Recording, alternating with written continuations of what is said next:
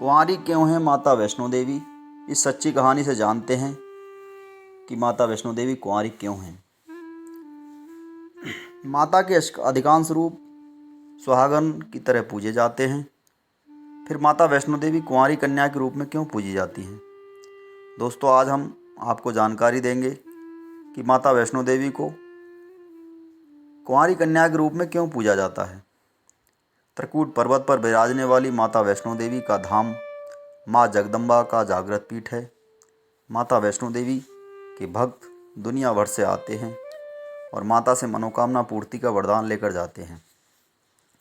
माता वैष्णो देवी के मुख्य भवन पर पहुंचने से पहले एक अर्धकुमारी गुफा भी आती है, जहां से भक्तों को रेंग कर पार करना पड़ता है। कहते हैं माता वैष्णो देवी के भक्तों के लिए हर बार संभव ना हो तो कम से कम एक बार तो अर्धकुमारी गर्भ गुफा से पार जरूर कर लेना चाहिए। धूमावती माता और एक आध अन्य माता के स्वरूपों को छोड़ दें तो माँ जगदम्बा ज़्यादातर जगह सुहागन रूप में ही पूजी जाती हैं। माता वैष्णो देवी में सिंदूर चढ़ता है, सुहाग का आशीर्वाद भी मिलता है, परंतु माँ कुंवारी रूप में है। माता वैष्णो देवी के भक्तों को ये जानने की इच्छा जरूर होगी कि ऐसा क्यों है। इसके पीछे एक पौराणिक कथा आती है। त्रेता युग की बात है। दक्षिण भारत के रामेश्वरम में समुद्र तट पर एक सुंदर गांव था। रत्नाकर पंडित यहीं रहते थे। रत्नाकर शिवजी और माँ आदिशक्ति के बड़े भक्त थे। गांव शहर में रत्नाकर का मान तो बहुत था, पर कोई संतान ना थी। रत्नाकर की पत्नी हमेशा माँ आदिशक्ति से संतान की गुहार लगाती रहती थी। उन्होंने लगातार कई वर्षों तक माँ की पूजा अर्चना की। कई सालों से संतानहीन रत्नाकर की पत्नी की प्रार्थना एक दिन माँ ने सुन ली। वह गर्भवती हुई तो एक रात रत्नाकर के सपने में एक बालिका ने आकर कहा, मैं तुम्हारे घर आ रही हूँ, पर एक शर्त पर। मैं जो कुछ करना चाहूँ रोकोगे नहीं। पुजारी और सिद्ध पंडित रत्नाकर को यह आभास हो गया कि माँ आदिशक्ति के सत, रज और तम को दिखाने वाले तीन रूप माँ सरस्वती, माँ लक्ष्मी और माँ दुर्गा से मिलकर ही इस कन्या का रूप लिया है। निश्चित समय पर इस दिव्य कन्या का जन्म हुआ। रत्नाकर को ये भी पता चल गया था कि ये कन्या माँ आदिशक्ति ने धर्म की रक्षा के लिए ही प्रकट की है। रत्नाकर उसी भाव से कन्या का लालन पालन करने लगे। तीनों महाशक्तियों के मिलन के उस स्वरूप को उन्होंने त्रिकुटा का नाम दिया। त्रिकुटा का स्वभाव जन्म से ही अनूठा था। बचपन से ही वह पूजा पाठ और धार्मिक कार्यक्रमों को देखकर प्रसन्न होती। अभी 10वां साल शुरू भी नहीं हुआ था कि त्रिकुटा को ये पता चल गया था कि भगवान विष्णु ने भगवान श्री राम के रूप में धरती पर अवतार ले लिया है। त्रिकुटा ने यह व्रत लिया कि भगवान श्री राम से ही विवाह करेगी, अन्यथा आजीवन अविवाहित रहेगी। त्रिकुटा ने अपने पिता से कहा कि वह रामेश्वरम के तट पर रहकर तपस्या करना चाहती है। शर्त के मुताबिक रत्नाकर ने उसे नहीं रोका। 10 वर्ष की उम्र में ही त्रिकुटा समुद्र तट पर एक कुटी बनाकर रहने लगी और भगवान श्री राम को पति मानकर उनको पाने के लिए कठोर तप करने लगी। इसी तरह घोर तप करते त्रिकुटा को बहुत बरस बीत गए। सीताहरण के बाद जब भगवान श्री राम लक्ष्मण के साथ अपनी सेना लेकर सीता की खोज करते हुए रामेश्वरम पहुँचे, श्री राम को पुल बांधने तक यहाँ ठहरना था। भगवान एक दिन विचरण कर रहे थे, तभी समुद्र तट पर तेजस्विनी ध्यानमग्न कन्या को देखकर बहुत चकित हुए। उस कन्या के तेज और आभा से वह स्थान अलग ही रोशनी से प्रकाशित हो रहा था। भगवान श्री राम कौतूहलवश उस कन्या के तपोस्थल तक पहुँचे। प्रभु ने उस कन्या से पूछा, तुम कौन हो देवी, और इतनी कम उम्र में इतना कठोर तप क्यों कर रही हो? ऐसी क्या अभिलाषा है जिसके लिए ऐसा घोर तप करने को विवश हो? कन्या ने भगवान को विनयपूर्वक प्रणाम करके अपना परिचय पंडित रत्नाकर की पुत्री त्रिकुटा के रूप में दिया। फिर अपनी प्रतिज्ञा बताई। त्रिकुटा जान गई थी कि उसके सामने साक्षात भगवान श्री राम खड़े हैं, इसलिए उन्होंने निवेदन किया कि आप मुझे पत्नी के रूप में स्वीकार कर लें। इस पर भगवान श्री राम ने कहा, यह संभव नहीं है। मैं एक पत्नी व्रत रहने के संकल्प में हूँ। अपनी पत्नी के अपहर्ता को दंड देने के लिए यहाँ तक सेना सहित आया हूँ। त्रिकटा को ये सुनकर आघात पहुँचा। उन्होंने अपने कठोर तप का वास्ता दिया और भगवान से विवाह करने की पुनः याचना की। त्रिकुटा ने कहा, प्रभु, क्या मेरा ये तप व्यर्थ जाएगा? मेरे तप में वह शक्ति नहीं है कि आपको प्राप्त कर सकूं।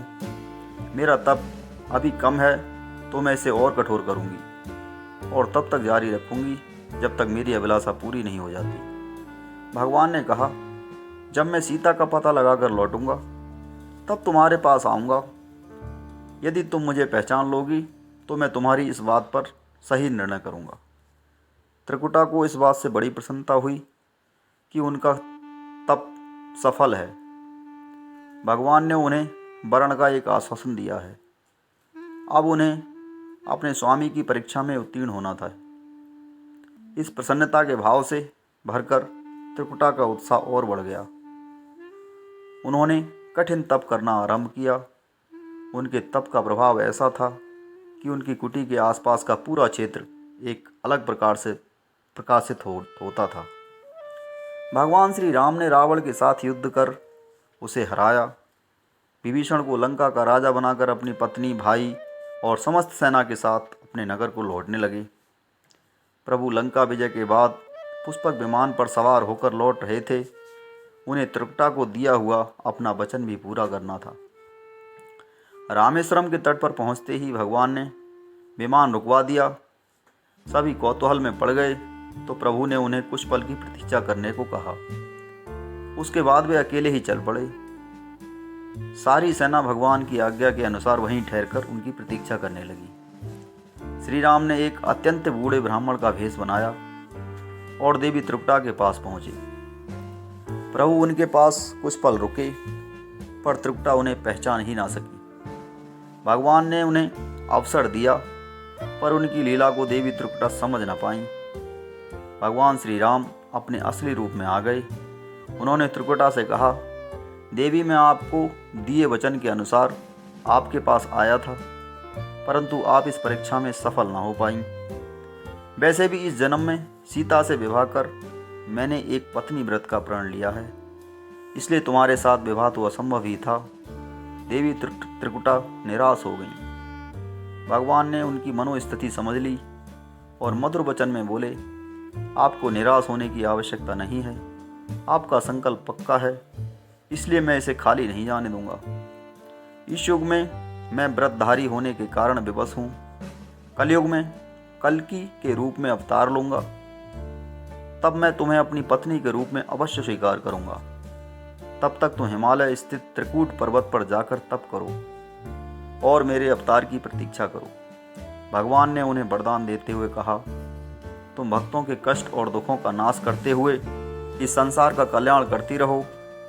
विष्णु का अंश होने, उनके कुल में अवतार होने तथा विष्णु पूजक होने के नाते सारा संसार तुम्हें माता वैष्णो देवी के रूप में पूजेगा। कलयुग में तुम्हारे लिए कुछ भी असंभव नहीं होगा। जो भी भक्त भक्ति भाव से तुम्हारी पूजा अर्चना करेगा, उन्हें तुम सर्वस्व प्रदान करोगी। भगवान श्री राम ये वरदान देकर चले गए। त्रिकुटा श्री राम से मिले इस वचन से अत्यंत प्रसन्न हुई। उन्होंने प्रभु के आदेशानुसार संसार के कल्याण का संकल्प लिया। त्रिकुटा उत्तरी भारत के माणिक पर्वत श्रृंखला की 3 पहाड़ी वाली त्रिकूट पर्वत पर तप करने के लिए आ गईं। वहीं माता वैष्णो देवी के नाम से विराजमान हैं। श्री हरि का वरदान होने के कारण वैष्णो माता भक्तों की सभी मनोकामनाएं पूरी करती हैं। इसलिए माता का स्वरूप कुमारी का है, जो श्री हरि के कल के अवतार की प्रतीक्षा कर रही है। माता वैष्णो देवी के श्रद्धापूर्वक भक्ति के साथ आने वाले भक्तों की मनोकामना अवश्य पूर्ण होती है। माता के मंदिर में ही ऊपर भैरवनाथ की गुफा है। ये भैरवनाथ शिव स्वरूप भगवान भैरव नहीं हैं, बल्कि एक अघोरी साधु भैरवनाथ हैं। भैरवनाथ को नाथ पंथ का साधक भी माना जाता है। जय हो माता वैष्णो देवी की। दोस्तों, हमारी ये वीडियो आपको कैसी लगी कमेंट करके ज़रूर बताइए।